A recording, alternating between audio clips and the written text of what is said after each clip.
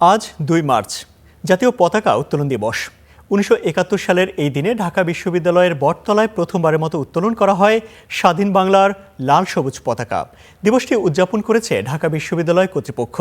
অনুষ্ঠানে প্রধান অতিথির বক্তব্যে ঢাকা বিশ্ববিদ্যালয়ের ভিসি বলেন, জাতীয় পতাকা শুধু কাপড়ের টুকরো নয়, বরং জাতির পরিচয় নির্ধারণকারী এবং জাতির ঐক্যের প্রতীক। ১৯৭১ সালের ২রা মার্চ পাকিস্তানের চোখ রাঙ্গানি উপেক্ষা করে ঢাকা বিশ্ববিদ্যালয়ের বটতলায় প্রথম উত্তোলন করা হয় স্বাধীন বাংলাদেশের পতাকা, যা ছিল মুক্তিযুদ্ধের চূড়ান্ত লড়াইয়ের প্রতীকী সূচনা।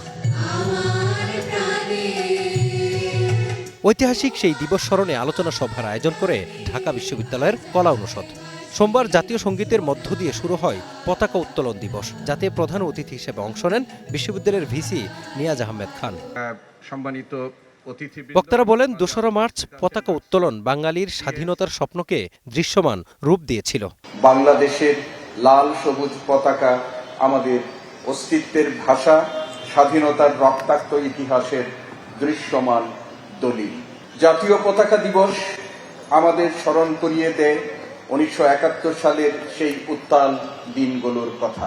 জাতীয় পতাকা উত্তোলন দিবস এবং তার প্রেক্ষাপটে পরবর্তী সময়ে আমাদের ৭১ স্বাধীনতা যুদ্ধে যে সমস্ত বীর শহীদ হয়েছেন, সে সকল শহীদের প্রতি আত্মত্যাগ, তাদের যে রক্ত, সেই রক্তের ঋণ গভীরভাবে আমি শ্রদ্ধার সাথে স্মরণ করতে চাই।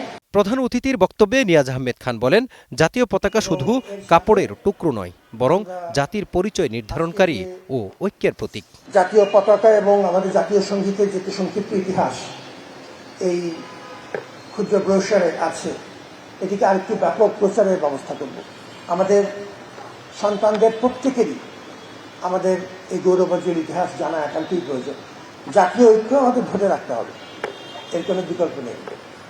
এটি আমাদের অস্তিত্বের সংগ্রাম এবং জাতীয় পতাকা আমাদেরকে ঐক্যবদ্ধ করবে। আগামীতে যে কোনো সংকটে সবাইকে ঐক্যবদ্ধ থাকার আহ্বানও জানান নিয়াজ আহমেদ খান। এই মাইলফলকগুলোই জাতির পরিচয় নির্ধারণ করে। Mazharul Islam, star news, Dhaka.